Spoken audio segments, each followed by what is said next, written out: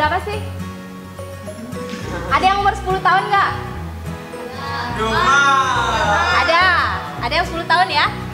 Yuk lanjut. Nama saya Pandi.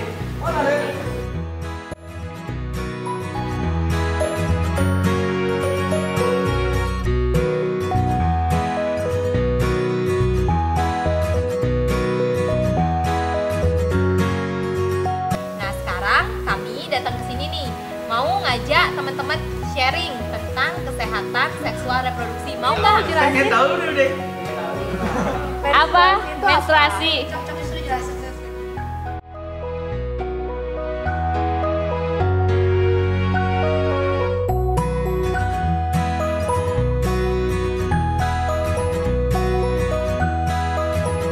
Jadi materinya yaitu tentang kekerasan seksual yang udah disampaikan oleh Kak Ita, Kak Devi, Kak Zeni.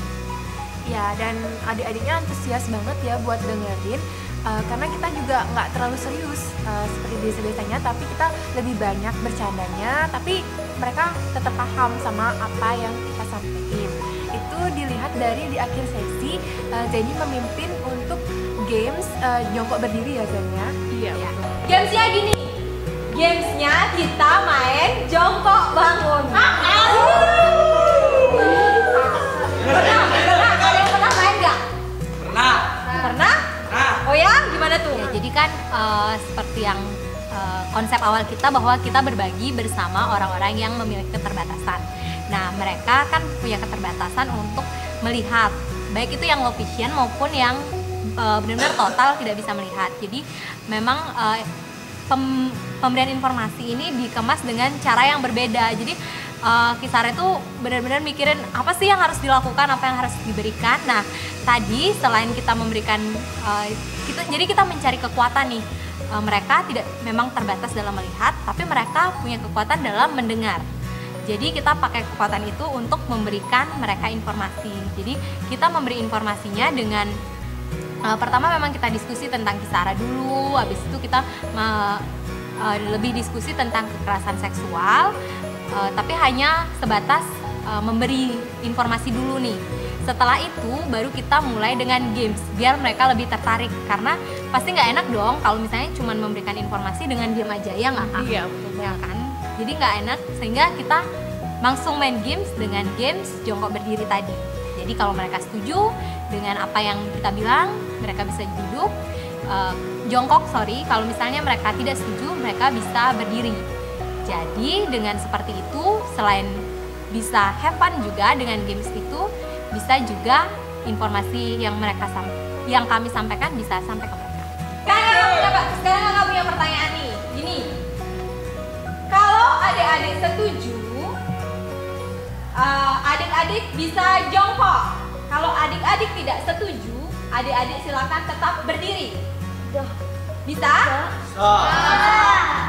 Pelecehan seksual bisa terjadi di sekolah.